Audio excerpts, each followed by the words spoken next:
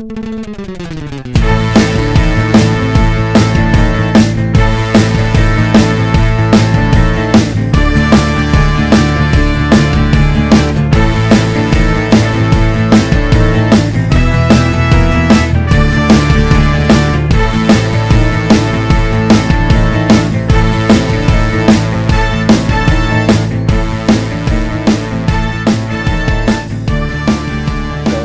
to episode 99 of the Campus Comics Cast. This is Scott Reed, and I am joined this evening by Mike Atchison and Shaad Schubert. And this is the podcast for Campus Comics, which is located at, well, we'll talk about that later. So maybe that will be an upcoming episode where we talk about what's going on with the shop. Maybe for episode 100, who knows?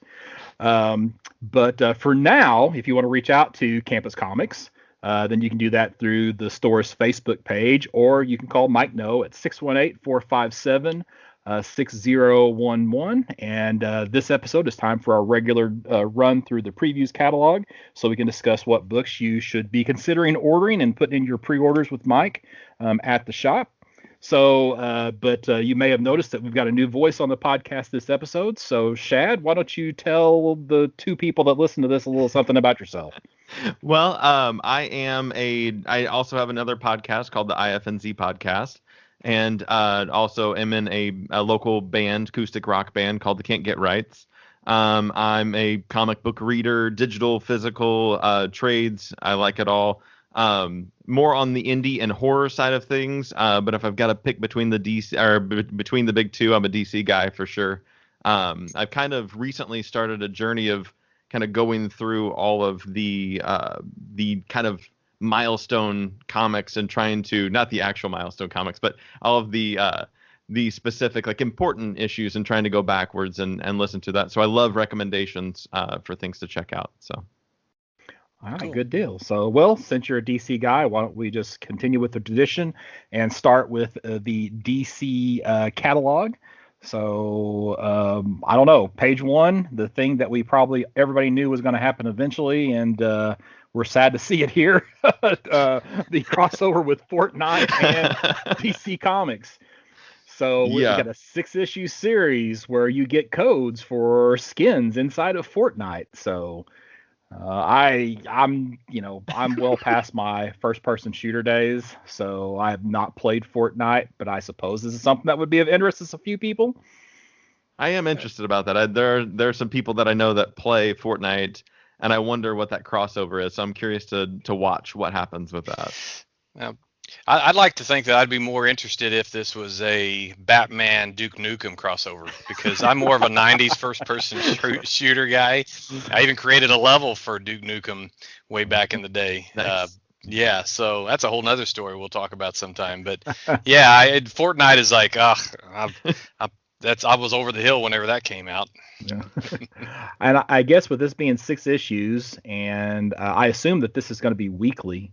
Let's see, the last issue comes out July 6th. So I assume this is going to be weekly. I don't know, 6-1, 6, so every other week. So every other week is how this is going to come out. Yeah. So there's 6 codes, 1 for each issue. Then if you unlock all 6 codes, then you get a bonus new armored Batman Zero outfit. So, all right. Okay. So we'll see what happens with that. But yeah, so if you were wondering about Fortnite, here's your chance. So Nice. So page 7, we got Infinite Frontier #1, which continues from Infinite Frontier 0. And I do like seeing Darkseid on the cover of this issue. I don't know. What's everybody got to say about this one? Well, I had it bookmarked because that's I'm interested in the resurrection, I guess you could call it that, or the reintroduction of some Earth 2 characters, and not just the Golden Age Alan Scott, which he's a whole new character now. He's aged. Looks like he's appropriately aged, not quite the 90-something years old he would probably be in real time, but more so I'm interested in the former Infinity Inkers of Jade and Obsidian, his 2 children, 2 of my favorite characters going back to the 80s, and they've left a big gaping hole in DC whenever 52 came, or the new 52 came out, and I'm glad to see them back. I'm glad to see Roy Harper's back, whether or not there's going to be a reasonable explanation to his more literal resurrection. And I'm trying to figure out who is on the cover of Infinite Frontier #1. Who's the woman with the suit, the blonde hair, and the shades? Yeah. Is there any guess at all as to who that might be? I don't know. I mean, my first thought was the Johnny Thunder of Earth 1 or whatever it might be. I remember there was a mini series that Roy Thomas wrote in the 80s that it was Jonni Thunder. Right. But then again, she looks more FBI, or Men in Black than than actually a private eye. So, and plus the Earth 23, I think Superman, the one that's the president, I see him coming to more prominence because the word is, his character is going to be played by. Okay, I didn't prepare this in advance, but whatever the actor that played the bad guy in Black Panther. Oh, Michael B. Jordan. Yeah. Michael B. Jordan. Yes. I glanced at that character and I thought it might have been Black Canary, but yeah, with the shades and the suit, probably not. But there's a lot of blonde characters in the DC universe, so it's kind of hard to say for sure. Yeah, and they list just about everybody else except for this one character, So yeah, the one you obviously can't figure out. Yeah, everybody else you should be able to know, but I'm looking forward to it too, though. What do you think, Shaad? I slept on. I hadn't really messed with the Infinite Frontier 0.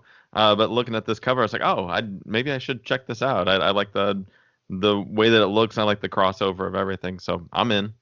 Well, 0 was more of a previews. It was more of a expose or introduction, little bitty stories that didn't have a whole lot of meat on the bones. This, I think, is being a 6-issue miniseries. I'm definitely looking forward to it because there's going to be an actual story to it. So with Darkseid as the antagonist, I bet it'll be good.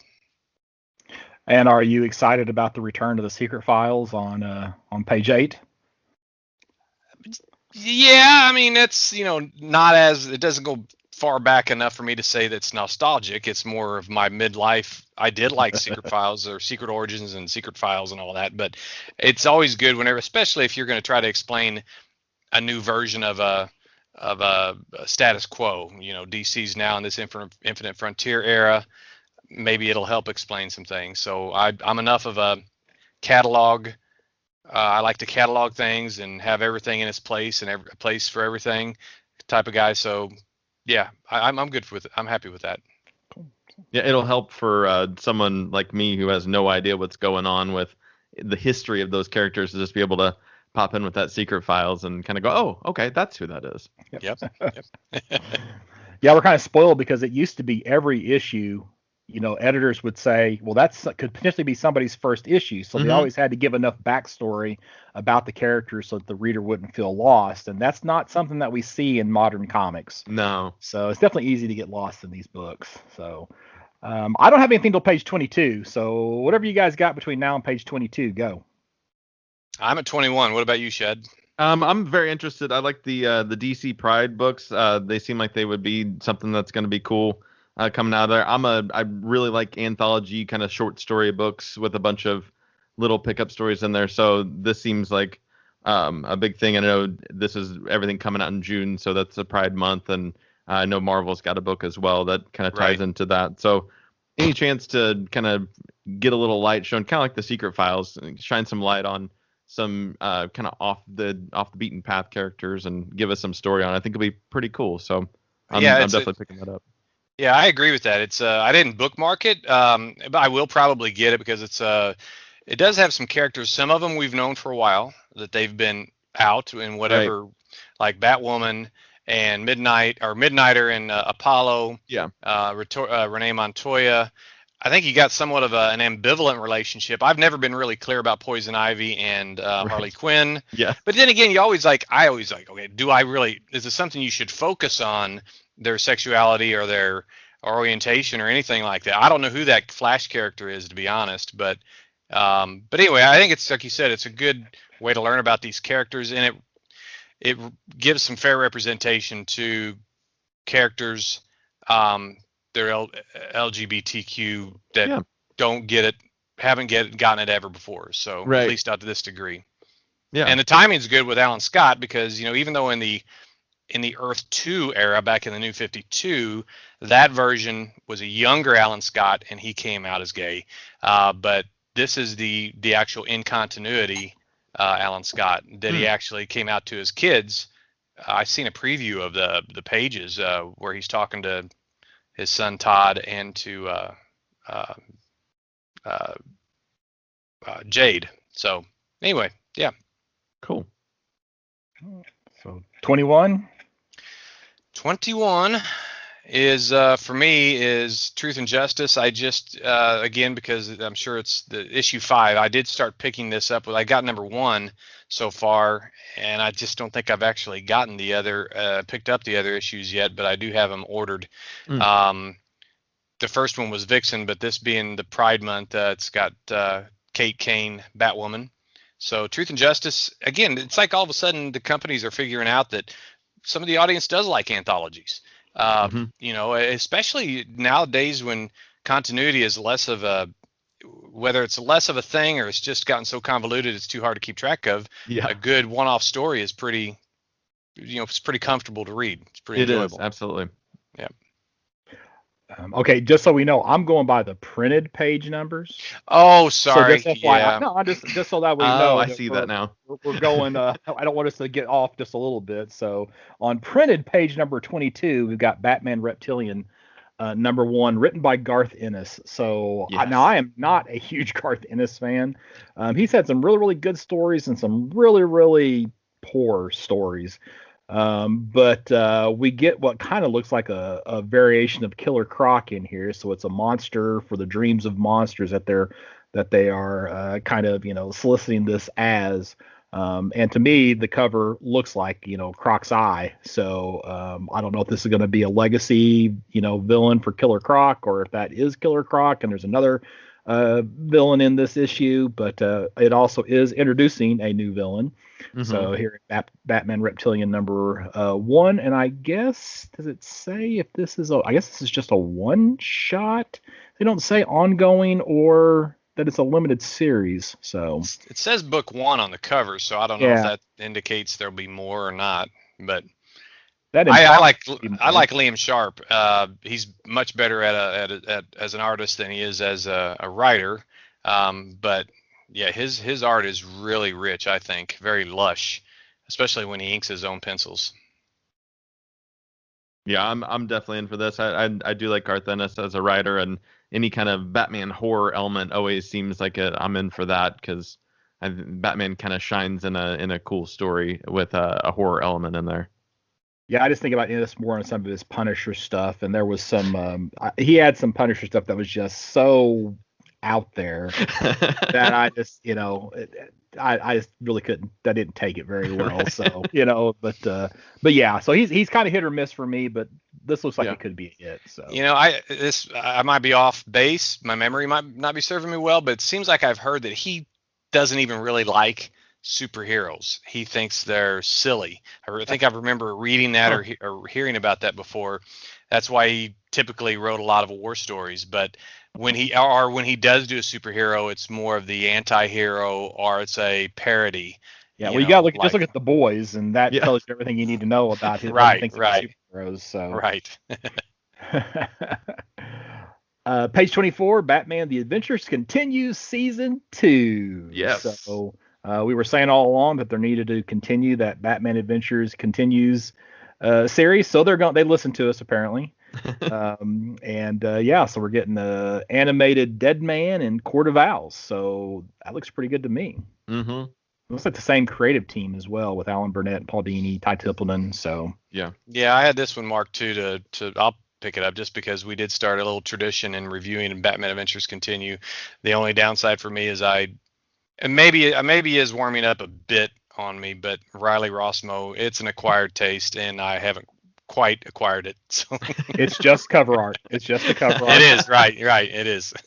So yeah. So you don't have to look at the cover. Just look at the inside. Now, this isn't being plugged as a digital first, though. Yeah, you're right. It isn't. So, I don't know. I wonder if that's going to still continue to be digital first, or if they're going to go straight to print with these. So, who knows? Let's see. Next page. What's that? Yeah, so I said next page for me. All right, well, go ahead. So, Checkmate's. I didn't read the first incarnation of Checkmate, the one written by Paul Kupperberg. That came out in the 90s. It was sort of a sequel to the Vigilante series that we covered over the past, several episodes. 100 years. Yeah, it seemed intolerably long, especially for Scott. And even I was like, "Oh my gosh, we're dragging this out." But it actually got better. So it did, yeah. But we're like we do our podcast coverage like we do our collecting. We're completists. Once we start, we're not going to finish. But anyway, I knew about the 90s version. I never read it, but then in the early 2000s, when Greg Rucka came out with his series, it was 20 some issues long. Oh my gosh, it was marvelous. It had Jesus Saiz on art, Rucka on story, some of the best comics reading I've ever had. A lot of suspense, a lot of intrigue. So when they said that this Checkmate, well, it's the Event Leviathan : Checkmate one. It's a 6-issue series written by Bendis. Alex Maleev, I think that's kind of comparable to the kind of art I like for this kind of story. It's one of Bendis's favorite cohorts. Jury's still out. On Bendis's writing, the Event Leviathan proper seemed to be, it sort of was anticlimactic, I thought, at the end. It didn't finish up as well as it started, but I like the characters that are in this. Everybody from Mr. Bones to the Kate Spencer Manhunter to Green Arrow, the Question. I don't know if that's the Vic Sage or if that's the Renee Montoya, and even a Robin. I don't know which Robin that is, but I definitely look forward to it. Oh, one thing before I end here. Come on, DC Previews editors, spell Talia al Ghul correctly. It's not. They spelled it A-H. I don't know if you call it a middle name, but it's A-L. So it's a little nerd. Maybe this is a different character. Oh yeah, okay, we'll see. Yeah. Hey, but we do get a new character in this book, and I know it's Demon, but I always say when they spell it this way, I always pronounce it Damon, Damon Rose. So their new character. Keep an eye out for that book. That might be somebody's investment pick. You never know. Might be. Then page 27, Green Arrow 80th anniversary. As I was looking at this, didn't we do something for Green Arrow 80th, or did we skip that? No, we did. Okay, I thought we had. I just couldn't remember for sure. So I can't remember which story I covered or what anybody covered. I did Longbow Hunters. We did. That's right. I did Longbow Hunt. So, did somebody do like Quiver? Did you do Quiver? Yeah. Oh yeah, because as soon as I said I'll do Quiver, I didn't realize at the time that it was 10 issues long. I had to read 10 issues. That's it. Yeah, that's a long run. It was such a good story, so I didn't mind rereading it. But yeah, are you a Green Arrow fan, Shaad? I am. I do like some Green Arrow for sure. He's such a people's guy. If you go back to the 70s, he was my first this guy's a real person type character. He smart aleck. He was kind of sometimes misogynistic or chauvinistic, but that was part of the 70s, but he didn't put up with crap, and he was just a guy that was good at shooting a bow and arrow. So one of my favorite characters. And I didn't do Longbow Hunters. I think I did was it year 0 or year 1 where he's on the island? That's Spencer or it's year 1, I think. Year 1, yeah. That's actually what I did, not Longbow Hunters for that. Yeah. So anyway, not that anybody cares, but and then page 30, the Nice House on the Lake. So, and after the success of Something is Killing the Children, it's kind of hard to ignore any horror style book that Tyne and the Fourth is going to be releasing. So, absolutely. So this may be 12-issue series, may be something that you want to pay attention to coming out on DC's Black Label. Yeah, I'm in for that too. Absolutely. I like his work on the Something's Killing the Children and pretty much any of the superhero stuff he's done as well and he just seems all around a pretty well-rounded writer. So this horror stuff should be good. Mm-hmm. My next thing's not till 37, printed page 37. So mine's not until 45 printed page. Go ahead. All right, so we got Wonder Woman Black and Gold. Speaking of anthology books, so we were getting a Wonder Woman anthology book, various writers, various artists. And gold is a good color to choose for the one extra color they're going to throw into these books. So Yep, definitely. Yeah, I'm in for this. I really like the Batman Black and White series and how they handle that. So this seems like more goodness on that side of things. So I'll definitely be picking this up as well. I still haven't read any of the Batman Black and White yet. I have it in my to read pile, but this hasn't circulated to the top yet. So yeah.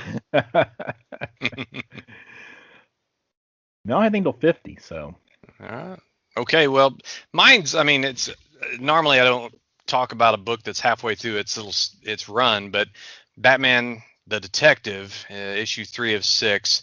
I don't know if I just never noticed this before, but it's written by Tom Taylor, and now I'm wondering why I didn't pick this up. I'm kind of Batmaned out, to be quite honest.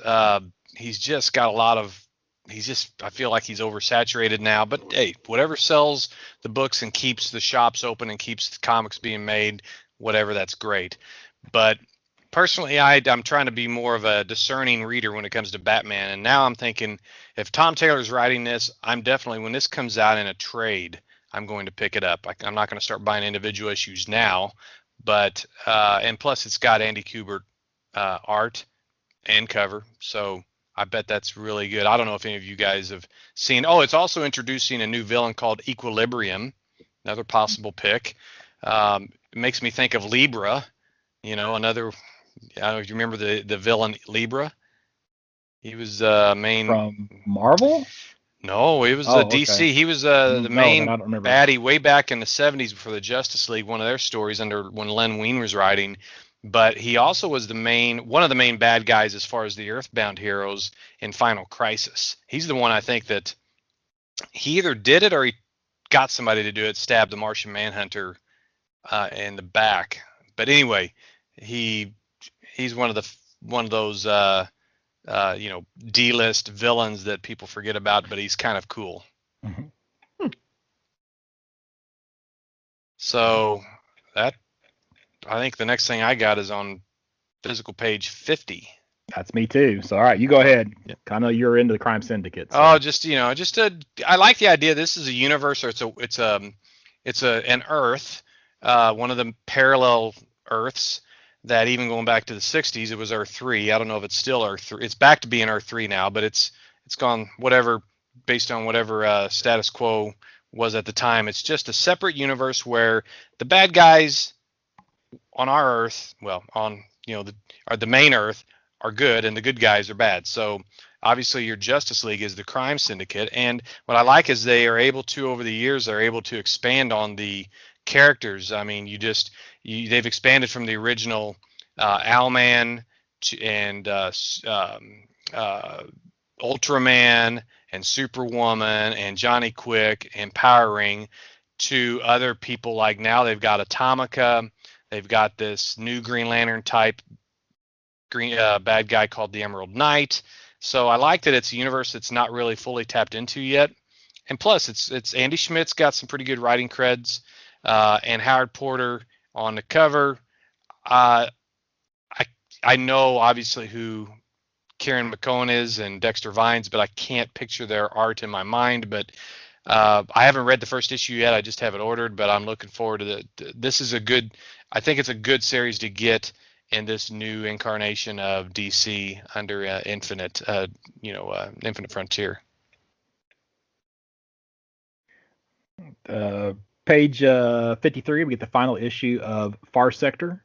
So, and then of course, what is it? Sojourner Millen. They call her Joe for short. Joe. Yeah. But so we'll mention her name here in just a few more pages. Yeah, I haven't picked this up, but I really wanted to. I know this. I kind of started to follow the Young Animal books when they all came out, but this was one that I didn't really pick up. But now that it'll be collected presumably in a trade afterwards, I think this is the one I'll definitely hit. And I guess this is the final nail in Young Animals kind of coffin there. Yeah, DC has trouble keeping these separate imprints. Their imprints, yeah. I mean, Wonder Comics came and went. Hill House Comics came and went. Those were just the whims of creators that they really wanted to appease. I mean, between Bendis and what's his name, Joe Hill. Yeah. That's. But the Young Animal, this doesn't even feel like a Young Animal book. It wasn't weird enough. No, you're right. Yeah. It's not weird enough. I tried all of those. Oh my gosh, the Cave Carson has a cybernetic eye. I wanted to poke my own eye out reading that because I just could not figure out what the heck was going on. But yeah, I'm really enjoying Far Sector, and it's so good. I guarantee they're going to bring her. In fact, I think there's some page 55. Okay, page 55. She shows up in Green Lantern number 3. So in the Green Lantern proper book, Joe makes her way there. Yeah. So. Yeah, she's got interesting. Her powers aren't your typical Green Lantern. The ring doesn't work the way you're used to, and she's just a good character. I mean, I don't know if you haven't read it yet. I definitely recommend you read it. The writer's an award-winning Hugo award-winning sci-fi author, N.K. Nemison, I think. But man, definitely recommend this. Yeah, I'll have to check it out. Yeah, I picked up a few copies of the first issue, so they're sitting.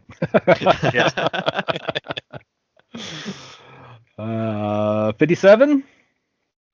So we got Justice League issue 62 with a incredible surprise at the last page that we don't want to miss.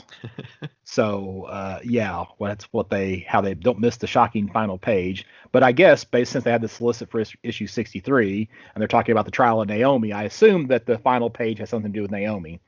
And with it being a Bendis written book, that's not going to be a big surprise. So yeah, right. Yep. So I just got a couple of trades left. So anything else? Actually, I got one more thing. I forgot. 65. So anything before 65? No, I'm past it.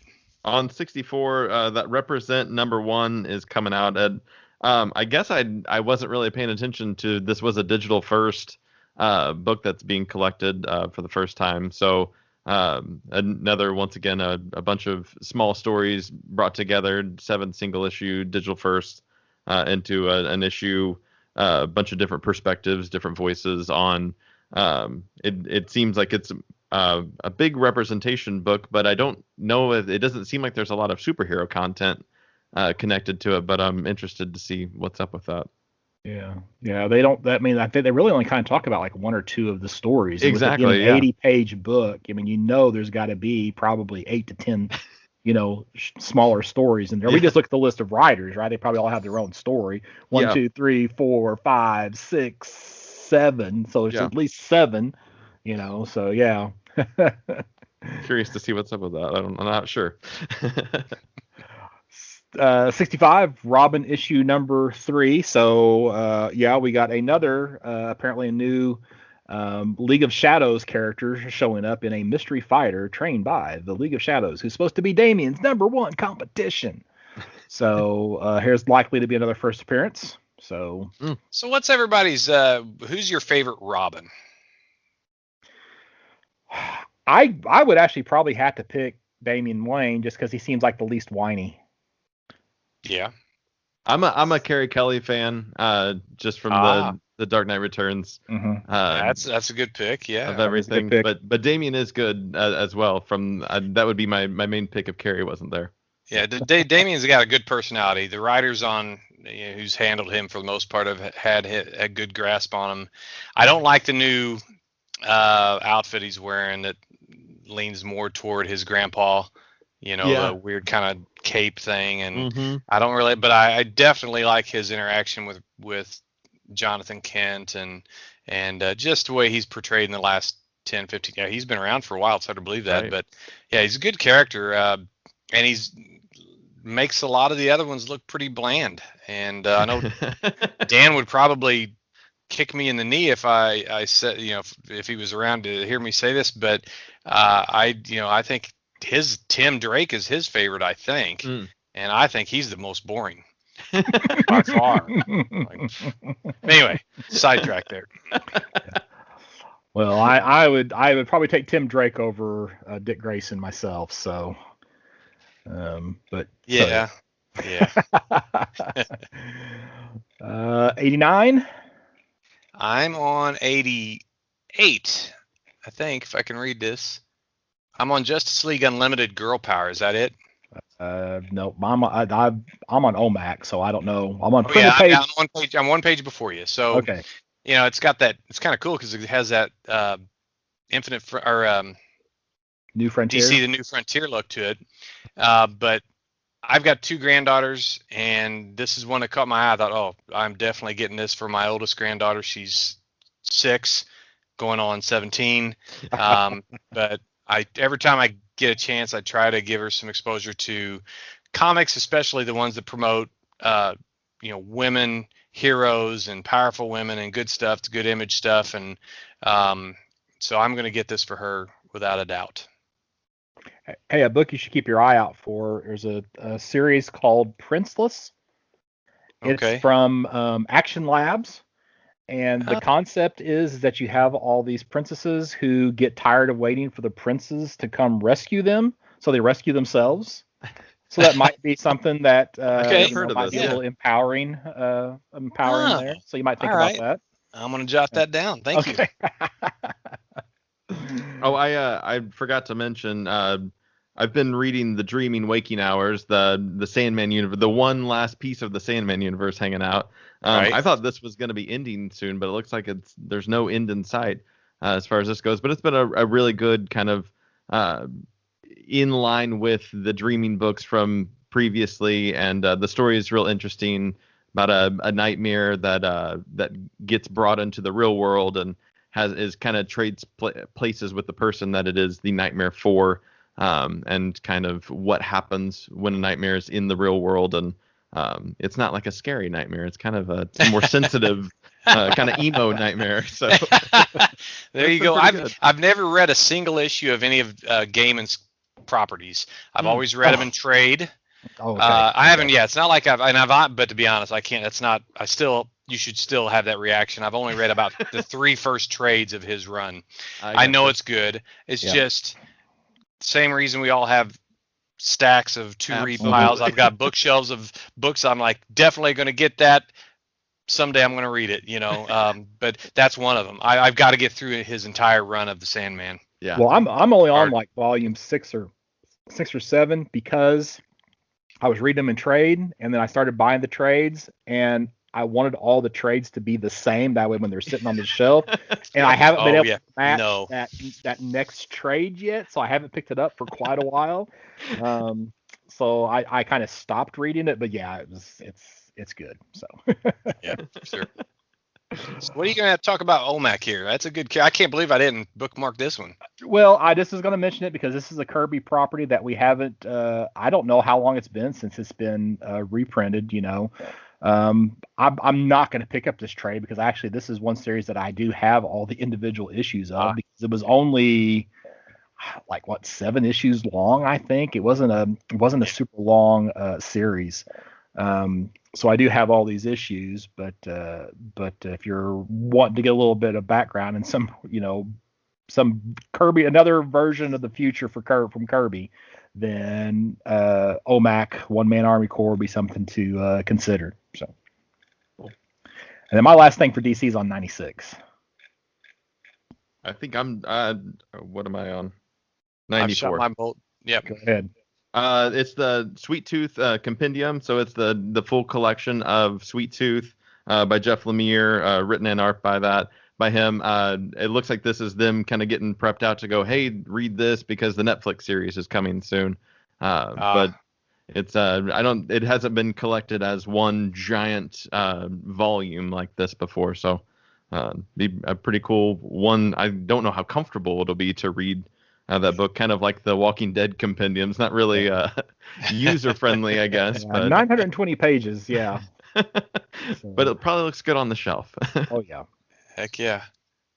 And then I'm just going to mention the Last God hardcover just for any RPG fans. Apparently, this comes with support material for RPG. So yeah, so you can apparently it's got maps, characters, and even music. I think it's just like actual. You can kind of see the. I assume it's for piano, but they have a sheet of music there that you can bring into your campaign. So there you go. If you're looking for a ready-made adventure, you've got one right there. So I didn't have this bookmarked. I passed it up originally on purpose, but I can't not comment on it now. But the idea that DC is wanting to brag about the new 52 with a 10th anniversary deluxe edition, I'm like, okie dokie. Maybe there's a half a dozen people that will really love the new 52. But anyway. Hey, there was some good stuff in new There 52. was Demon Knights. You always talk about that. I'm gonna pick those up. Mm-hmm. I enjoyed a few comics like Animal Man. I enjoyed that. I think the premise, the idea was good.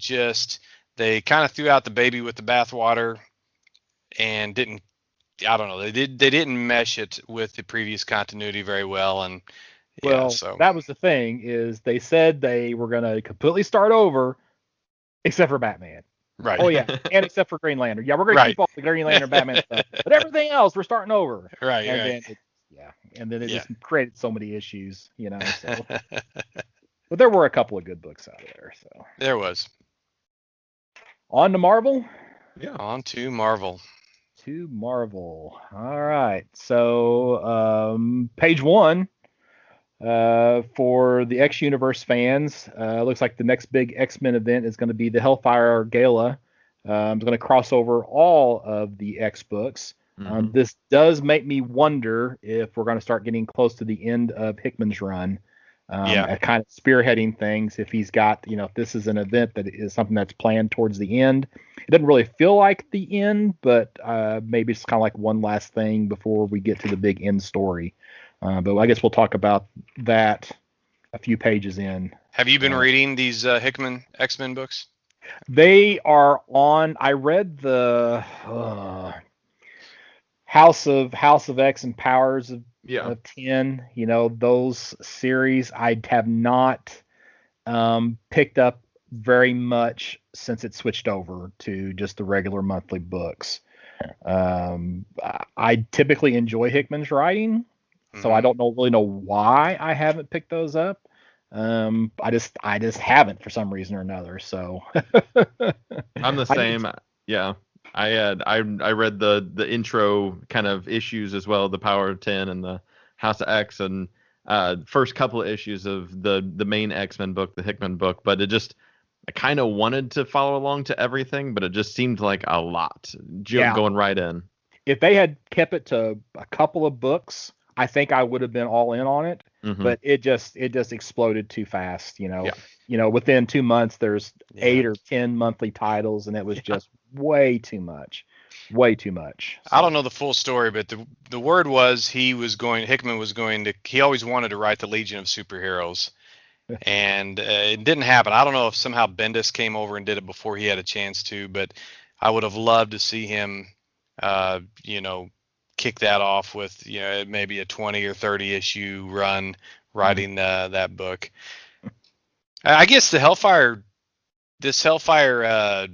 Gala, I like the promotional aspect of it. That's pretty cool. I don't know if I'll pick up any of this, but it's a big part of this catalog, I know. Yeah, it is. So I guess the key takeaway here is that if you're reading the X books, you probably need to plan on picking up all the titles for this crossover. Sure. So it looks like there's 12 of them. Yes. Yeah. So moving on to page 2 and 3, we got the final 3 issues of Heroes Reborn. So if you ever wanted to know what the Marvel universe would look like if it was more like the DC universe, because like when you turn over to like page 4, you've got Luke Cage as Commissioner Gordon, and on page 5 you've got Gwen Stacy as Batgirl, and page 7 you have Punisher and Elektra in the Suicide Squad. So I That's just kind of can't. what it feels like to me. Yeah, it does. I mean, so much so that I'm like, what is Wonder Woman on page Yeah. Page whatever two. page that is? Yeah, what is Mhm. she doing in this Marvel catalog? And it's her and or whatever that uh, Power Princess. Power Princess. Okay. Mhm. She looks. I mean, she could be Wonder Woman. She could be Superwoman. They have the Earth 3, the crime syndicate that we talked about, and then you've got not Nightwing, Nighthawk. I mean, Yep. that's your Batman analog, but my goodness, that threw me off for a second. Looks cool as heck, though. Yeah. But all that's going to tie into Heroes Return, Yeah. which is listed at the bottom of page 3. So, yeah. And, and these were not super well, those titles weren't super well received when they came out Yeah. however many years ago. Originally, this is just really primarily a case of Marvel just wanting to apparently keep a trademark on those names. Hmm. But okay. So there you go. Page 9. Anybody got anything for page 9 they want to talk about? Nope. Nope. All right, so Infinite Destinies, and this is not going to be a very big story because they're saying it's going to be the biggest story for the next 5 years. Um, and it's in annuals, not even in regular issues, except for 2 issues of Black Cat. That seems like a odd place to start your Yeah. biggest storyline for the next 5 years. But anyway, regardless, so if you want to know what the current status is of the Infinity, here they still call them stones because the cinematics got to take over what was the gems from the original book, Hmm. or from how they were originally, but now they were gems and then there were stones, and what are they now? So we're going to learn about the fate of the Infinity Gems here in this Infinite Destinies series of 8 books, 6 annuals, and 2 issues of Black Cat. So if I'm counting that right, what does it look like? 3, 4, yeah. So yep. Scott, and Captain America Annual 1, is Mhm. this character that's on the cover? I guess that's Overtime. Is that a new character, or is it I a? have no idea. Huh. Yeah, I do not know about a lot of these characters because basically it's like every single issue is potentially a new character. I'm not familiar with Quantum in Iron Man Annual number 1. I'm Mhm. not familiar with Overtime from Captain America Annual number 1. Tiger Mm. Division from Black Cat Annual 1. Star in Spider-Man Annual 2. Okay, that's an existing character for sure. Then you've got a couple of classified where they're not telling you. Amulet, I think, is also a character that came out of um, um, Ms. Marvel, and the Prince of Power. That one I'm not for sure about as well. So there's definite potential for lots of new characters here. So, but I am not for certain on any of them. I don't think Quantum is because he must have had something to do with Miles Morales previously. Oh, okay. Oh, but again, the other ones I just don't know. So. Gotcha. Well, if you don't know, I guarantee I don't know. Yeah. So the one that yeah. Of course, I do think it's funny here on page 13 that because giant size X-Men was not big enough, now they have planet size X-Men. Planet So size. yes. So one upping, that book. So which is part of this Hellfire Yeah. Gala series that they are, lots and lots of of issues. I mean, you got to flip how many pages to get to the end of that section. So Right. yeah. So anyway, big crossover for the X-Men. If you're you're into the X-Men, you got to pay attention to that one. So my next thing's not till 32. Oh, that's not that far. So I'm up. You got something, Shad? I think that's where I'm at too. I'm at page 30. It's just the uh, sort of it's the Marvel version of the Pride Month Yeah. representation. Marvel Pride. Of course, I'm looking at the PDF, so I have to scroll down to see the 2-page spread here. But I've known for Phil Jimenez is one of my favorite artists, and I'm telling you, if you couldn't have picked a better person to draw these characters, if you wanted to pick a book just by looking at the image, I mean, his rendition of these characters here. You got Marvel Voices Pride 1, Wolverine 13, Marauders number 21, and X Factor number 10, all by Phil Jimenez. And I would buy these books for the art alone, for the covers alone. So, Yeah. of course, it does say not final art, so maybe I'm one of those guys that gets duped. But anyway. Shad, go ahead on 32. So that's Predator number 1. Is that right? Is that what you got? Mm-hmm. Making sure I'm on the right page. Yeah. So this is shortly after Marvel's taken over the Alien and the Predator license. I know Alien's on number 4 at this point. So Predator's issue 1. I'm down to see what they've got to show with this. I'm not familiar with the team that's on there, but I'm always down for a good Predator story. Yeah, Ed Brisson, that name sounds familiar. I couldn't specifically name anything that he's written, but that is a familiar name. My big surprise is that this is so far back in the catalog. You would have thought that this would have been up towards the front. They gotta sell that Hellfire Club. I guess so. Yeah. I just feel like this should have been earlier in the book. I wish they would have shown the Inyuk Lee cover and or the Ron Lim cover. We don't see those covers. Variant covers for this book. Mm-hmm. Now, I may not be remembering this correctly, but I don't know if this is actually going to come out when it's solicited here. I did hear something pretty recently that these were delayed, and I don't know if this in this catalog is the delayed schedule or if this was the original schedule and then it got delayed. So it may not be this. It may not be whenever it says it's coming out that we actually see this. And I was looking for the date, and I don't see it. Yeah, I don't see one either. On the solicit, so I guess maybe they didn't know for sure whenever they put it in the catalog because they didn't put a date. So, yeah, yeah, that's weird. They don't have a date for these, but eventually we will get Predator number 1, and you'll have lots of variant issues or variant covers to choose from. Page 36, we've got Gamma Flight number 1 of 5. And this is perfect timing for Marvel since we did just review Immortal Hulk Volume 1. Yep. So I had that bookmarked as well. Yep. So, and I like that this is at least partly written by Al Ewing, so we know it's going to, play nice with Immortal Hulk. So, I need to dig into this a little bit more. It's like, I don't know if I don't know that Puck has anything to do with actual gamma radiation unless they've modified his origin. I don't know. I guess that's just him just being, Alpha Flight and then on to Gamma Flight and then this current Gamma Flight. So they list Puck, Absorbing Man, Titania, Doc Sasquatch, and Dr. Charlene McGowan, and a horribly changed Rick Jones as fugitives from every known authority. But a team that full of gamma is bound to break before long. Yeah, that sounds pretty interesting. I've always liked Absorbing Man. I've liked the idea of his power set. Let's see. Page 40 is my next thing. I don't have anything either until then. Okay.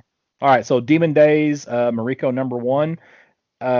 This comes off on the tails of the Psylocke book by Peach Momoko.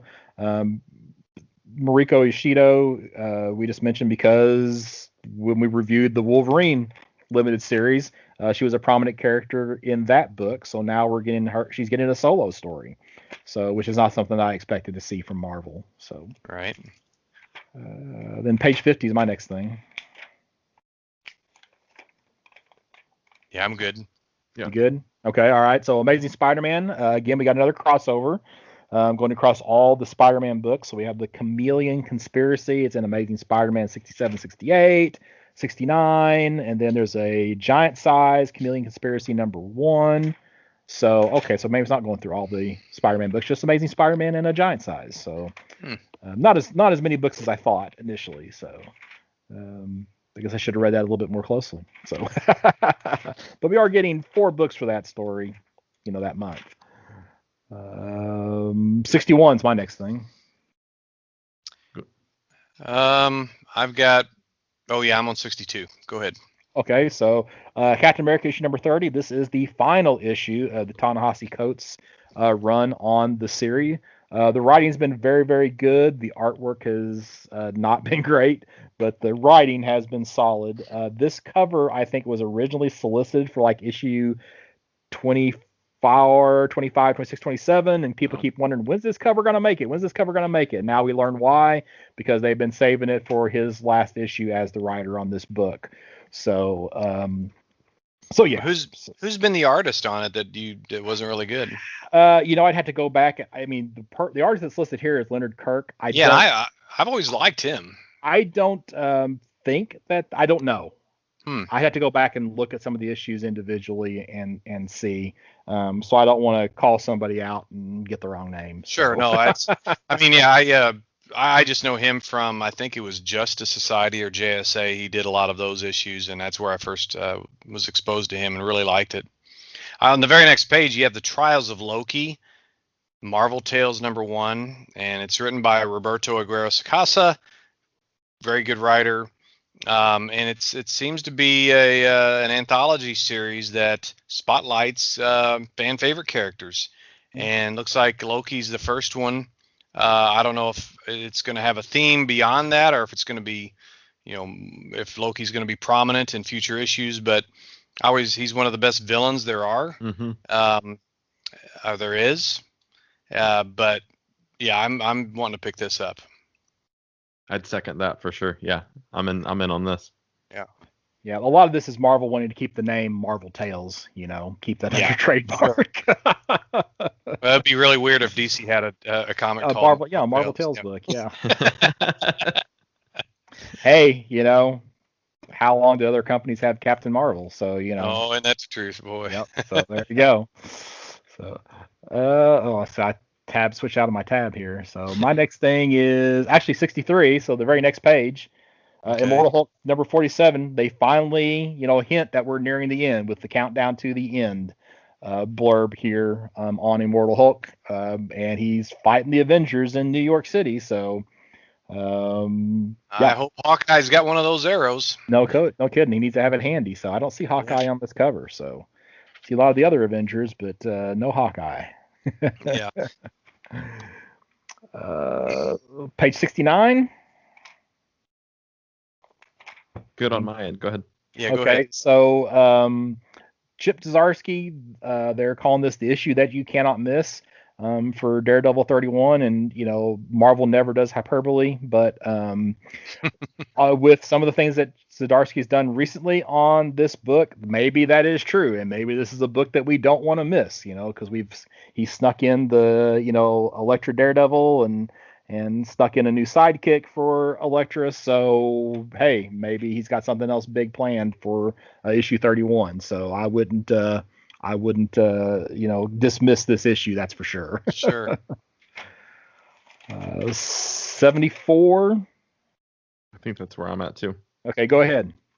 On 74, I've got the Star Wars High Republic #6. Is that what? I think I'm a page off. I can't you're 73. But that's good. Okay. It's Star Wars High Republic #6. This has been fairly good. The High Republic stuff has. It started off kind of slow. It's their new kind of rebranding of what happened pre the prequels. It's been just slow getting to know the characters. The first couple issues just felt like we were pulling along, but I felt like by the end of issue 3, there was a pretty good cliffhanger that was like, okay, I'm in. I'll stick around for a little bit longer, so I'll definitely be checking out #6 here. And it looks like Attack of the Hutts is what we've got. We got going on there. So we get some Hutt action in there. So it'll be a little slow moving. Yes, absolutely. Do you want to say anything about the next page? And then the next page, is the start of War of the Bounty Hunters, which looks like it's their first big crossover event for this volume of the Star Wars books. The Dr. Aphra and Darth Vader and Star Wars main title and the Bounty Hunters title all kick off with this first Boba Fett book, but the War of the Bounty Hunters will cross over through all of that. Looks like they're all trying to fight to get Han Solo frozen in carbonite. So Yeah, they had the alpha issue of this solicited last month. So yeah, so it's definitely if you're wanting to read that story, you just know you got to pick up a lot of books. Yeah. To get that whole story. So I remember last month we bragged about the Steve McNiven art. It's just marvelous. It's fantastic. I've been distracted trying to find the artist on some of the cat books, and there's been a couple of different artists. One is Jason Masters, and the other last name was Quinn. And it's obviously 1,000 times better than what I could do, but for a flagship book like this, I think they need to. Some of the action just kind of felt a little static. It's like instead of somebody felt like they were jumping, it's like they were floating in air. It just little nitpicks. So I think I'm done with Marvel. Let's see. Up on. I have to always be careful when I bookmark something in the moment. I'm like, well, I remember why I bookmarked this. Yeah. This was Wolverine, Black, White, and Blood. Yep. Did you have something on that, Shaad? I had it flagged as well. Yeah. You know what? I bet you're way more prepared than I am. So I'm gonna happily hand this over to you. Well, I've read the first couple issues of this, and it's been really good. I mean, obviously, it's kind of in the same vein as the Batman Black and White and the Wonder Woman Black and Gold and all of that. But I've been enjoying the different artists on the book and just getting to see those different little tales. That I think there's 3 stories per issue kind of seems to be the run of that. So getting a whole collection of, I think, is it 5 or 6 issues of it all kind of put together. It'll be a fun read of just nonstop little stories, little 6, 7, 8 pagers. Yeah. Yet another anthology. Yeah. Right. There's a trend there. The last thing I have is on page, let's see, 106 in the book, and it's the John Walker, U.S. Agent, American Zealot trade paperback. And I've been reading this in the individual issues, and it's really been good. And I really didn't know much about John Walker. I know more now because I've been watching the Falcon and Winter Soldier. Yes. But that's nothing like the John Walker from the comics. Really? Okay. Really? Right. Okay. And I get that. I've noticed that already reading the comics and watching, but still, it's like all of a sudden I've gone all these years without knowing anything, and now I've got 2 different versions bouncing around in my head. But Priest is a good writer, and I've enjoyed it so far. I think I've got up to 4, so I got the last one to read, and then this trade comes out. So highly recommend it to anybody. That's all for me. Cool. That's all for me. All right, so on to the big book. So just a reminder, your orders are ideally due by April 18th. So, and you usually have a few days after that, but if you can get any of your previews orders into Mike before April 18th, that would be ideal. He can be sure he gets you on a pull list and get you the books that you want to pre-order. Page 26. Be sure you get your own copy of previews catalog, because there are more things that we don't talk about in these books than what we do talk about. Definitely. Yeah. Mm-hmm. And then page 29, Free Comic Book Day. We're used to that being the first Saturday in May. Well, this year it's going to be August 14th. So I guess it's going to be the second Saturday in August. I don't know. Did anybody take a look at the at some of the books that potentially are going to be available for Free Comic Book Day? I did. I didn't make any notes about any of them. I'd have, what page is that on again? Starts on 29, and actually the first book's printed page 30. So okay. I did see so we have Enter the House of Slaughter. So this is like a tie-in book for Something That's Killing the Children.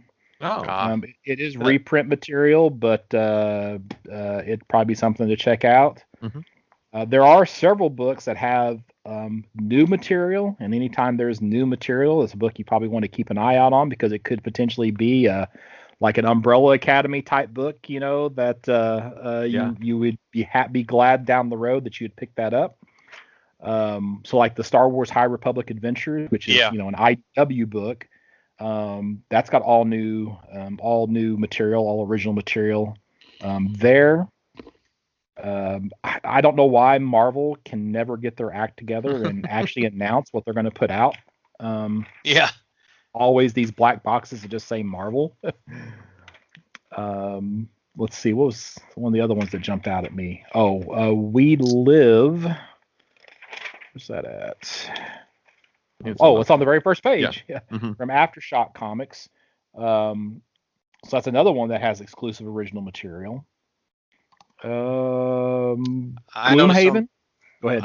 I noticed on page 33 there's I only noticed it because of the company that's putting it out. It's AWA Studios. That's the company that is putting out the book that we talked about last month, the Marjorie Finnegan, the time traveling thief. Okay. But I didn't know whether to say AWA or AWA or what. But anyway, I was looking it up on Comic Hub, and it's actually that stands for Artists, Writers, and Artisans. So anyway, the book they're putting out here is The Resistance Uprising #1 with J. Michael Straczynski as the writer, and I haven't read anything by him in a long time. Yeah, that is a reprint book because that book came out a while ago. Okay. I see where it says reprint material. Okay. Yeah.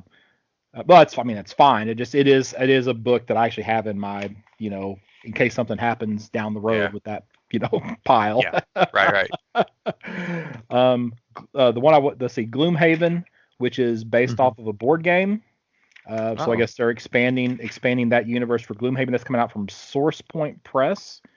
And there was what I thought was going to be a Viz Media book, which is going to be tied into Star Wars: The High Republic. Yeah. But that's not till August, and we'll talk about that story, Edge of Balance, later in the catalog. So, anything else jump out to anybody?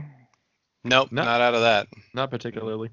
Okay. All right. Well, then we'll just go on. So on to Image. Sure. All right. Page. I don't know. My first thing's on page 52. Mine's on 50. I've never read the Mark Millar Jupiter's Legacy, but this I guess is a sequel called Jupiter's Legacy Requiem. Yeah. I've always heard. It resonates. I've heard good things about it. So, of course, I'm not going to pick this up unless I read the first, series. But I really like Frank Quitely. I like him as an artist, and not that he's doing. I think he's doing the covers to maybe some of the alternate covers, but I know he was involved in the original series. But yeah, it's something to pay attention to because Mark Millar is a pretty good writer. Not everybody likes him, but what I've read, I like pretty well. Agreed, absolutely. Yeah, I've read the first couple of volumes of Jupiter's Legacy. I think when Frank Quitely dropped off the project, that's kind of when I dropped off. Sure. It just was less interesting. His artwork is just so it pulls you in. It like, does, yes. Yeah, it does. But I'm excited about the new show that's coming out on Netflix, and so I'm sure this kind of is why they're getting involved in this again. So. Yeah, they want something on the stand, so that way if somebody walks into a shop is interested, there's something they can pick up. So absolutely. Page 52, Spawn Universe #1. Well, we knew it was going to happen, so here it is. McFarlane's expanding the Spawn universe, so this almost, I don't know, maybe it's going to be almost an anthology type book. We got stories here about Gunslinger Spawn and some new characters into the Spawn universe. So if you can't get enough Spawn each month, well, now you can increase the amount of Spawn you get. Yeah. And we do get a few pages of art, so no dialogue, just the art. So 58. Yep, that's where I'm at. Go. Only that it's I noticed it's Greg Rucka Proudly Presents. So does he have his own line? Does he have an imprint? Does he have a creator own type control with this new character called Compass? Or is that the character or just the title? I'm not sure, but anyway, Rucka's a really good creator. So yeah, Compass is the title. Mm-hmm. I'm gonna butcher this name. Shahada El Amin is the character. This is intended for like young adults. I was just wondering. My first thought, whenever I saw it, because they even mentioned Old Guard, I thought, well, maybe this is one of the Old Guards, one of their stories. Oh yeah. When you read it, they never say that. Mm-hmm. So I don't know. I think this might be a standalone. Yeah. Okay. But yeah, Ruck is just putting his name on it. Yeah. That means something. Mm-hmm. Yeah. Mm-hmm. That's all I have an image. You must be else an image they want to talk about. I got on page 60, the Jim Lives, the mystery of the lead singer from the Doors and the 27 Club. There's a couple of books later on too that kind of do this. It's just kind of filling in some random story with just some speculative or just creative writing into some nonfiction, and I dig that. Just something fun to go, oh, here's something that's just random, and yeah. Nobody can say, well, that didn't happen. And you're like, no, it could have happened. It's fiction. Sure. You do whatever you want with it. Historical fiction. It makes me think of the David Bowie book that was, I know it was advertised. I can't remember what. Was that Guns for Hire? Yeah, I think so. Yeah. He was a very unique I mean, the guy was just he was amazing, and you have to really like his stuff, but talk about talent. Yeah.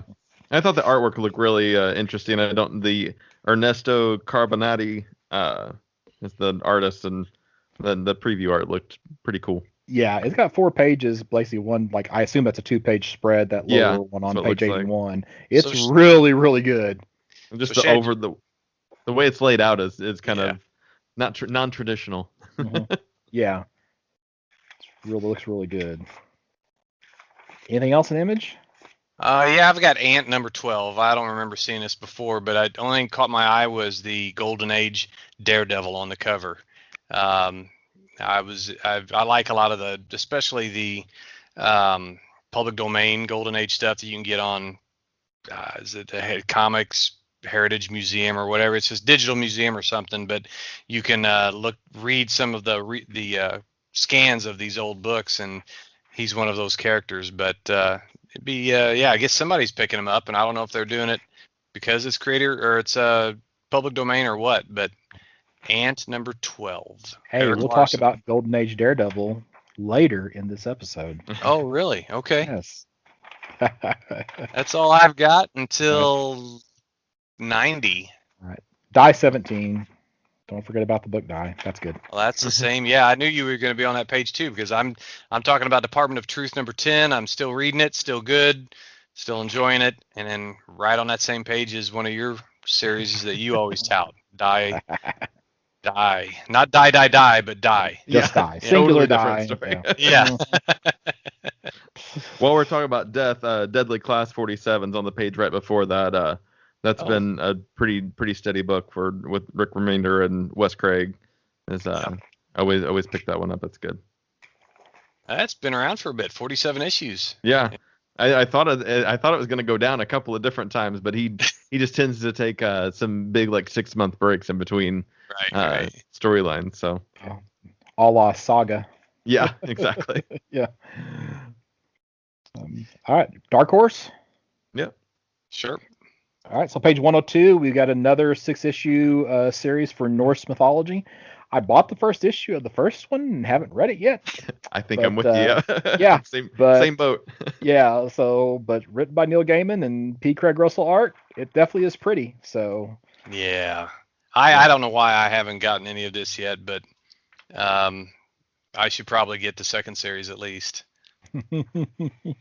Because that's right up my alley, historical based fiction, and it's a comic. I mean, it's like got all the goodness of all different things I like. Yeah. My next thing's not till 132. I got on 104 the Black Hammer Reborn, and Jeff Lemire has his own that world of Black Hammer, and I didn't hop on right at the first issue, and it seemed to expand pretty quickly.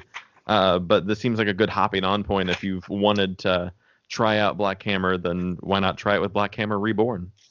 Shaad, you and I are of like mind on this. I thought the very same thing. You pretty much took the words out of my mouth. Is that I I kind of like fell off of Black Hammer. It just seemed like there were so many spin-offs, and I was like, do I want to keep getting on? There were some that were good, some that were really good, but when I seen this solicitation, I thought it's a 12-issue series, and it's a new story, and it's got Lemire writing it. It's not somebody else that he's picked to write it. Absolutely. I'm going to get it for the same reasons you said. Yeah. I'm up to I'm up to page 132, but only because I want to ask Scott about it. Okay. Well, that's where I'm at. So it's 132. Printed page 132. Yeah, printed page 132. I just wanted to know if you're going to wear these pins when you get them. I'm probably not going to order these pins for myself. Okay. Primarily just because I don't really want a Jason Momoa Duncan Idaho. You're just not an accessories guy. Yeah, no. So, plus I got burned on this. When the Ender's Game came out, I got some of the dog tags and stuff like that. Yeah. I just. Maybe we should tell listeners this is the Dune. This is from. Yes. In Dark Horse Comics in partnership with Legendary Entertainment, they're putting out some pins and magnets, for in relation to the Dune movie that's coming out. Yes, that should have been out last year and will come out on HBO Max in December of this year. Actually, that might have got moved up. I think it's November now. I can't remember the exact date, but yeah. But that I signed up for HBO Max, and I will keep it at least until this comes out. Mm-hmm. And this is your first chance to really pick up some of the new Dune merchandise. So, if you want your Dave Bautista, well, they don't have any Dave Bautista Beast Rabin on here, but Beast Rabban, but some of the other characters are here on some bookmarks and pins and buttons and such. So if you're just dying to get your hands on some Dune merchandise, there you go. So I just finished listening to Dune. I told myself I had to get through the book again this year, and I decided I'd just pick it up on Audible and listen to it. Just finished it up a couple days ago. So does it meet your I've read it 4 times. Right. So does it hold up just as well? Oh yeah, that is absolutely the best science fiction book ever written. See, Go ahead, Shaad. How is is it just read in the Audible side? I just picked it up recently. I was curious if it was acted out at all, or it's a little dramatized. Okay. So yeah, they have different different voices, and I mean there's not like a lot of special effects or anything like that. But it's a really, really solid. I like it a lot. I don't like a lot of extra stuff in a book. So yeah, my version, my Dune is the Stephen King Dark Tower. Oh, okay. that as far as liking, I mean, I read all the books, I listened to all the books. It was really sad when the guy that was reading most of the books, Frank Muller, he got into he was one of the best audiobook readers ever, but he was in a motorcycle accident and couldn't do. I think he's passed since. But my goodness, you ever get a chance? I don't know if you've ever read the book, Shaad. But if you like science fiction, it's sort of it's a mix of genres. Yeah. Westerns and so it's now some of the later books aren't as good, but the first 3 or 4 are just marvelous. And listening to them on audiobook with Frank Muller is just a joy. So and we're not going to branch off into a audiobook podcast. So get back to comics now. Anything else for Dark Horse? No, I'm on IDW, page 140. Well, I've got 138. Okay, go ahead. You had 138. I'm not till 155. So. Okay, so I'm just going to mention this. I'm not a big Sonic the Hedgehog fan. Never really played the games, but the character's been around for 30 years now. So they've got a 30th anniversary special. And one year, Mike ordered me a bunch of the Halloween Fest Sonic books, and I'd ask kids, "You want, Miles Morales or Star Wars or Sonic?" And man, Sonic were the first books gone. So there's still a lot of Sonic fans out there. So here you can celebrate Sonic's 30th anniversary. So let's see, where I lost my list. 147. What do I have here? Nope, that's not right. Oh, okay. Somebody else talk while I figure out what page I'm supposed to be on. I'll jump to 140 unless you have something, Shaad. No, go ahead. You're good.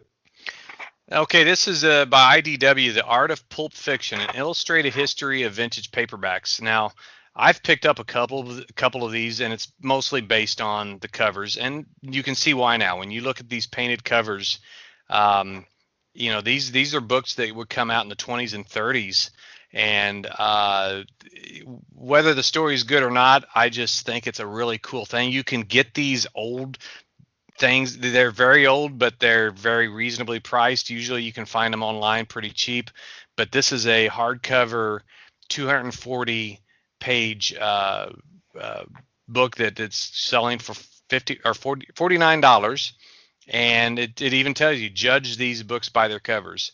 So I think it's a cool thing to just look into the history of, Pulp Fiction is sort of the predecessor to comic books. Even though comic strips were around in the 1800s, it was really Pulp Fiction that a lot of the earliest writers came from that genre. They cut their teeth on Pulp Fiction. So anyway, I think it's a cool thing to pick up if anybody wants to drop the change. 157 is my next thing. No. Aha. So anybody got anything for 157? I do. Just quickly on 155, the Star Wars Adventures Weapon of the Jedi #2 of 2. And I haven't picked up the first one yet because it's not out yet. But it looks like a cool story of just Luke Skywalker going through during his Red Squadron days, and I'd love another Luke Skywalker story. I'm back. I actually had something else earmarked here on page 140. It was the page after what I was looking at. It was it's the Art of Rush, serving a life sentence. Rush is one of my favorite bands, especially now that Neil Peart's gone. It's like this kind of like plucked all the heartstrings. I don't know that I'll pick it up, but it's because it's $100. But it's really a big coffee table book that delves into the relationship of their 40-year, been around for 40 years. And, there is a lot of if you listen to their songs, it's that you can tell the influence of the fantasy books that they read, fantasy science fiction, especially Neil. It would be intriguing, especially if you've got a good mix of love for both music and comics. So, Shaad, you should be the one talking about this, not me. It caught my eye. Yeah, that's cool. Yeah, I assume it's 12 by 12 for the size be comparable to the size of a record album. Yeah, it is. Yep. All right, 157. Yep. Okay, so this just caught my eye for some reason. Read Only Memories. It is certified cool by the catalog this month, but it is actually based on a game, a cyberpunk game, and that's kind of one of my genres that I tend to kind of like is cyberpunk. So I was surprised when I thought, well, there's a cyberpunk game called Read Only Memories, and it feels like it's an older game based on the style, but maybe that's deliberate. But if you buy this for $18, not only do you get the 120 page trade, but you also get a digital copy to download 2064 read-only memories, which is the game that apparently this is based off of. So, hey, you get a twofer on this one. Yeah, so, the artwork was real interesting on the cover, at least, and I was curious if the whole book was going to be kind of in that whatever bit artwork that is, because that would be way interesting to have some artwork like that in the whole book. Mm-hmm. So I'm probably going to pick this up, I think. So just to, or at least research and find the game online. So I'm so it'd be on Steam, but who knows? All right, I don't have anything till 220. I'm at 206. It's by Boom Studios, Basilisk #1. And I don't know other than knowing the writer Colin Bunn, I don't know anything about this except what's being read here, but it sounds interesting. Who can stop the Chimera? 5 individuals bound by a cult-like hive mind. They terrorized small towns with their horrifying supernatural sense-based powers, leaving death and destruction in their wake. So I don't know. It called out to me whenever I scanned through it. So I'm earmarking it for a possible pickup. I agree. Yeah, the cover caught my eye. And Boom sometimes has some real interesting stuff come out of their neck of the woods. So I'm good all the way up to 236, 237, around in there. Okay. Well, 220 then, if nobody else wants to jump in before that. I have all these single issues for The Expanse. This is a tie-in comic to the season 5 of the Amazon series. So now that I think the last issue just came out within the last couple of weeks. So now that that's completed, I'll sit down and actually read that. But if you were waiting for the trade is being solicited, all 4 issues. Looks like it'll be coming out in August of 2021. Okay. And I got on 228, Jim Henson's The Storyteller Tricksters 4 of 4. It's the final run of that version of The Storytellers. They do a different theme every so often, and this one is the Tricksters, and looks like Loki is going to be our focal point. So Thor's hammer's gone missing, and Loki might have something to do with that. So these are not always that Loki and not that Thor. Yes. That's the thing about those characters. I just read a Wonder Woman, the first Wonder Woman Infinite Frontier. And by the way, it's the only Infinite Frontier book I've liked so far. I didn't like the Batman or the Superman really all that well. But this Wonder Woman is by, doggone it, Becky Cloonan and this guy named Conrad. And it's featuring some of those Asgardian heroes, Thor and whatever. Man, it's good. Okay. Anyway, DC sidebar. We're not in DC. We're in the big book. Up on 20 or 237, I think. It's not marked that way, but it talks about the Terry Moore's 2021 sketchbook, and you just forget just how great of an artist this guy is. I mean, I know it's all black and white pencils, but this guy can draw now, and I'm going to make it one of my life goals to read all of his stuff. I know, Scott, you're a big Rachel Rising fan, but I want to try to get through all his stuff someday, whether it's digitally or otherwise. But you just look at that page and tell me that's not something you want to read. Yeah, I've read everything up to Strangers in Paradise 25, 20, shoot, whatever that number was. There was a series there. I haven't read that yet. I haven't read 5 Years yet. Motor Girl? I've read everything. Yeah, I read Motor Girl. Oh, that was up till, yeah, that's right. Okay. Yeah, so everything up until the whatever it was, 10 years, however many years it was. I can't remember now off the top of my head. Gotcha. But yeah, Rachel Rising is still my favorite out of all those. So. Okay. Yeah, that's actually solicited on page 238 of the catalog. I was looking at the big one-page advertisement, but. Yep, along with Serial Number 5, which is another series I haven't started reading yet, but I feel like I need to read the other ones first. So, 242 from Aftershock, we got Out of Body number 1, written by Peter Milligan. I know Peter Milligan has a bit of a following because of his work on X Factor and Ecstatics. So if you're, have been looking to get some more Peter Milligan in your life, it is a featured item here in the catalog. So. He's known for his writing chops, so it could be really, really good. Right after that is on 244 is Bunny Mask number 1. Paul Tobin's writing that, who did Colder. So a horror series there. The artwork looks really interesting. That Andrea Moody artwork there. It kind of reminds me a little bit of like Jeff Lemire's type artwork.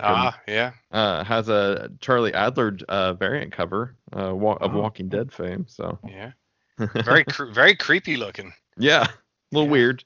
Yeah. Let's see. Where's my next thing? Oh, I didn't even put down the page number. I'm about to flip for a little bit until I find my next thing.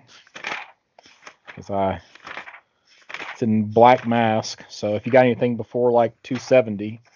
I'm on page 253. Go ahead. It's also out of Aftershock Comics.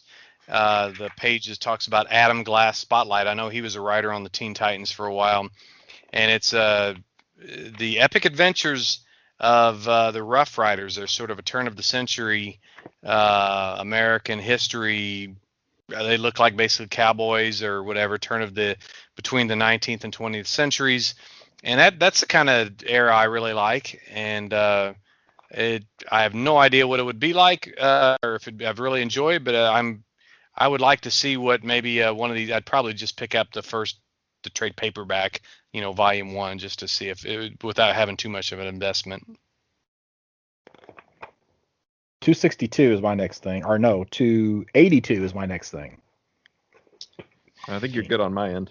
Oh, okay. All right. So Everfrost, number 1. This is kind of like a sci-fi sword and fantasy type book, but what kind of caught my eye was that it is the artist from Abbott. So when we reviewed Abbott, we some of the art was definitely the artist really kind of caught our eye on a few things.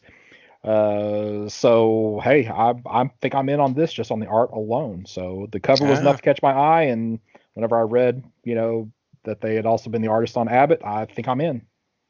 So sword and sorcery in a more sci-fi setting. If that sounds good to you, here you go. You got a winner. That was on page what, 282? 282. Yep. Okay. I got 284. Okay, go. Blue Juice Comics is putting out Anne Bonny number 11. I've kind of followed Blue Juice Comics. They had a series I really dug for a while that pops up every so often, the Accelerators. And this is kind of their second book when they started up their publishing company. This is a female pirate that kind of falls into her. She was, I think, a princess, if I remember right from the very beginning, and realizes that she has some ancestry within the pirate world, and that's her true calling is to be a pirate. So there's these antics with this little pirate girl, and the world isn't as it's piratey. So it's not as little girl. So it's always been an interesting read. So Anne Bonny 11 is on there. I'm up to 316. Okay, well, 290. I'm just mentioning this because I don't know if this has been done before and I've just missed them or what. But we have Clover Press, who the only thing that they have solicited they're doing variant covers for Marvel books, which seems odd to me. But yeah, but they've got a Kevin Eastman Deadpool and an X-Men number 1 Deadpool. Or X-Men number 1 variant by Kevin Eastman and a Juggernaut number 1 variant by Sam Keith. So it's like, why aren't these guys doing the variants for the regular books at Marvel? I don't know. I had never noticed this before. They're a little pricey. You get 4 for $50. But they also have a black and white variant for X-Men Legends number 1, Sam Keith, and for $50 you can pick it up signed by Sam Keith. So I don't know. I hadn't noticed that before. Don't know if this is the first time something like that's been in the catalog or if I've just missed them all along. So. Yeah, I don't know. What'd you say? What page you say? 316. Okay, well, 305. You got anything for 305, Shad? No, 378 is my next one. Okay, well, we have, I think this is the first solicit for the next Overstreet comic price guide. We got a couple of covers here for the regular size book. The first one, you've got a Daredevil and Echo cover by David Mack, which is excellent. And then there's also a Static and Hardware cover, is the second cover. And then they have the big book, which I wish they put the Daredevil and Echo on the big book, but you have the Golden Age Daredevil as the cover for the big book. So this is coming out in July. It's going to be square bound. I really, really want a spiral bound version of that oversized price guide, but I don't know. I guess beggars can't be choosers. So, but yeah, you can pick up your next price guide if you need an update. Coming in July. I try to get a new one every 5 years. Yeah. I just get one whenever I just feel like I need one. I don't know. Right. Whatever the mood hits you. Yeah. If I'm at a convention and I try to look up something and I don't have it in that one because it's too recent, then it's time to get a new guide. Sure. So on 316, are you good till then, or? Yep. Okay, it's called out to me because I graduated in 1984. So this is the George Orwell novel that's the graphic novel rendition of it. a hardcover, and it's like it says, it's one of the most influential books of the 20th century. Obviously, me being in that class, that was mandatory reading whenever I was, I think, a freshman even. And I'm telling you what, I was like kind of freaked out as a freshman about this whole, Big Brother state and the totalitarian and all that stuff. But I want to get this just because of that. That's the nostalgia of that, and I want to see what it looks like in a graphic novel. Yeah. 342 is my next thing. Anybody? I'm good. All right, yeah, so John and the Unpossible Monsters. This is the Chris Somney and Laura Somney series that's coming out from Oni Press. So they are now soliciting the first trade. That won't be out till August 18th. And on the next page, they've actually got the 4th issue of the series solicited, which will be out June 2nd. Haven't actually got around to reading this yet. I know the first issue is out, and I've got it somewhere over there to read. But this is Chris Somney's first creator owned, so I'm assuming it's going to be really, really good. Then my next thing's on 401. I've got one on 366. It's by Titan Comics, the Marvel Comics Captain America, the first 80 years.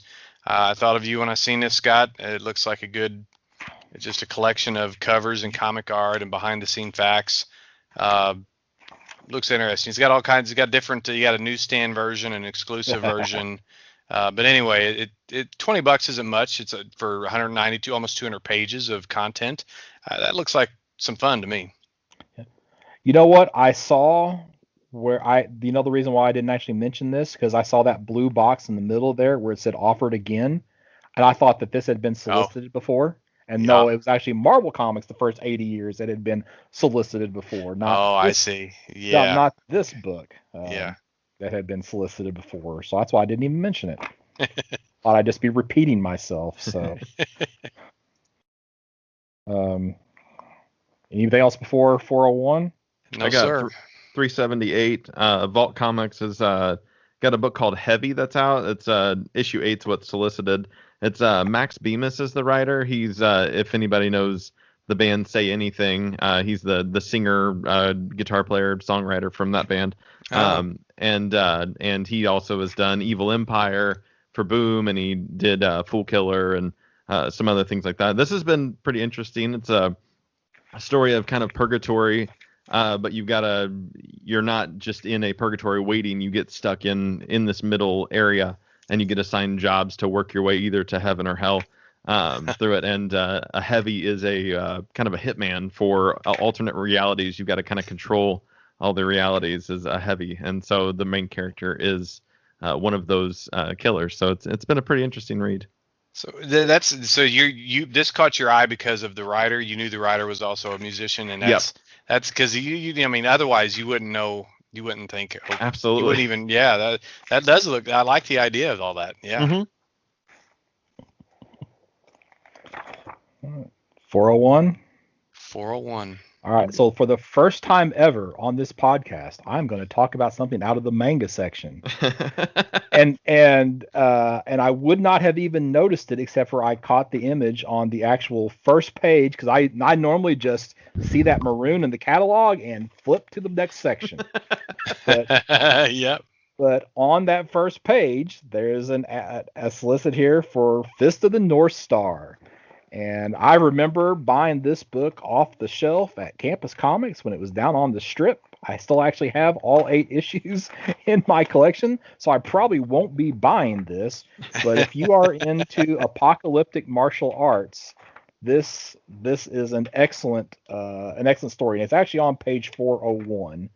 So I was buying it whenever it had been brought over by Viz in the 80s. And now it's out in new edition of it. So hey, if you want some martial arts, this is the book to read. And because I actually just flipped over to the next page, and here on page 403 we have part of that High Republic, Star Wars: The High Republic, The Edge of Balance. So I was originally going to really push that Free Comic Book Day Edge of Balance from Viz Media, but this will be out before that Free Comic Book Day is going to be out. So this is probably something, if you're a Star Wars fan, you probably want to seriously think about picking this up. Yeah. I'm looking to see if it is actually a comic or if it's prose, and it doesn't say prose anyplace.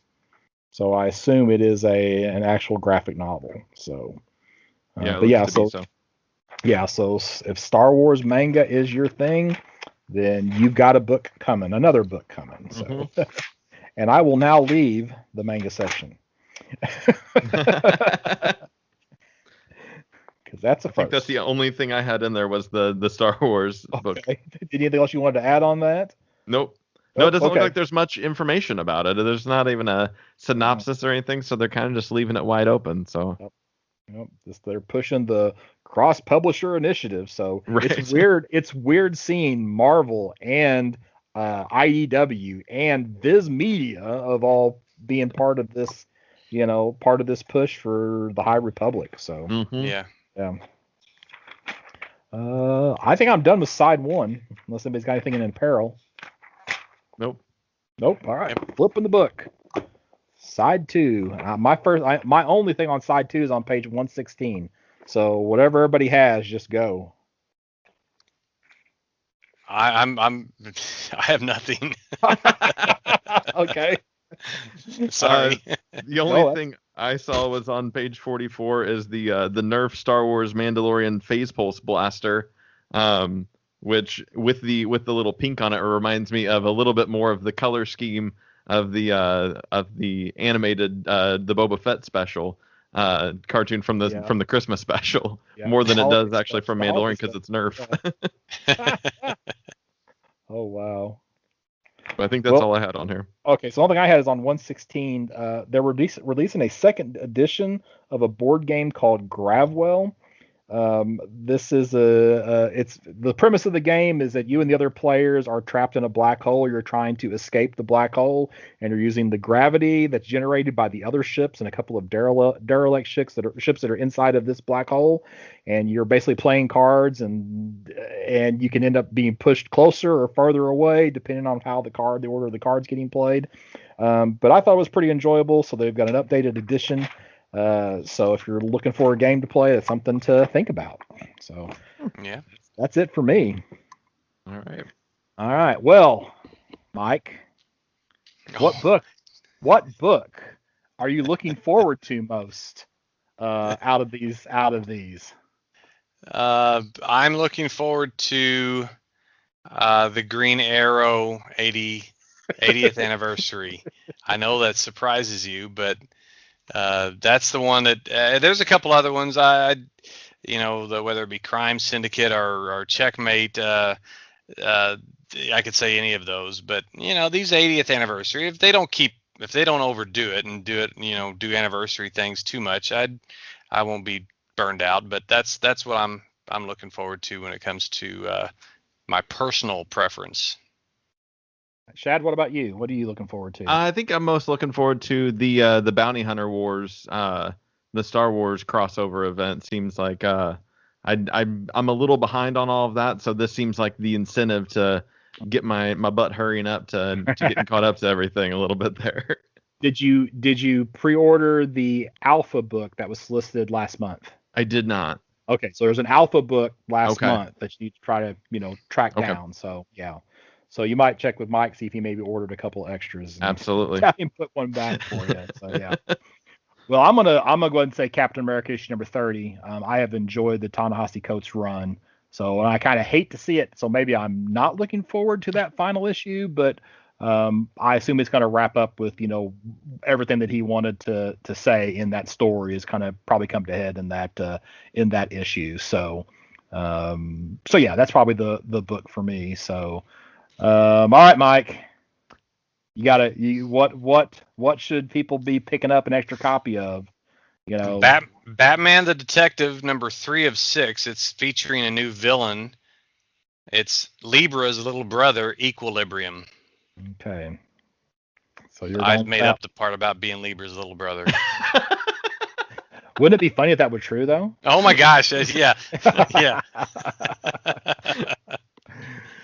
I don't know. Shaad, what about you? You got an idea, something that might be worth picking up a couple extra copies of? I got the same kind of mentality I think as Mike does on this. I was looking at the Batman Reptilian, also is featuring a new villain, and was kind of thinking the same thing that maybe there's gonna be something cool in there. Who knows? Well, I'm going to go with that Viz Media Star Wars High Republic Edge of Balance, because with that being not from even, because IDW is like a second tier publisher, and I know Viz Media is like a fourth or fifth tier publisher. Of course, I'm insulting everybody who loves the Viz Media stuff. I just don't expect there to be a whole lot of copies of that book, especially the first print out there. And if there's even a hint of a new character, and I can't imagine with the manga spin on it that there wouldn't be a new character. And then as soon as there's a rumor that character is going to pop up in a Disney show, that book will just skyrocket. Yeah. So yeah, I'm definitely picking up a few extra copies of that High Republic Edge of Balance. So. All right. So I guess that wraps it up for us. All right. So, Mike, if somebody wanted to contact you online, can you list that, all of those all that social media presence that you have? Sure. I'm so antiquated. I have a Twitter account, but do I use it? No. But it's Mike Atchison 5 on Twitter, if you so choose to somehow get a hold of me. Or like I've said before, if you want to go through the Campus Comics Facebook page, and I don't have an open Facebook page just because of my job, so there are ways. We have our ways. Shaad, what about you? You can find me at Shaad Schubert on everything across the board: Facebook, Twitter, Instagram, and all that jazz. So should you spell that? Should you spell that for the listener? Absolutely. That's ShaadSchubert. All right, I'm Scott Reed. You can find me at burgcomics.com, burgcomics.com. That has links to all my Facebook and Instagram and my eBay store and all of that fun stuff. And of course, if anything that we mentioned in this catalog piqued your interest, then be sure to reach out to Mike No at Campus Comics. The best way now would be through the Facebook page. Just search for Campus Comics, or you can call Mike at the store, 618-457-6011, and we'll have additional information about the store in an upcoming episode. Hint, hint, episode 100, which is next. And of course, get those pre-orders in, and those orders are due ideally by April 18th. So thanks for listening, and we will talk to you soon.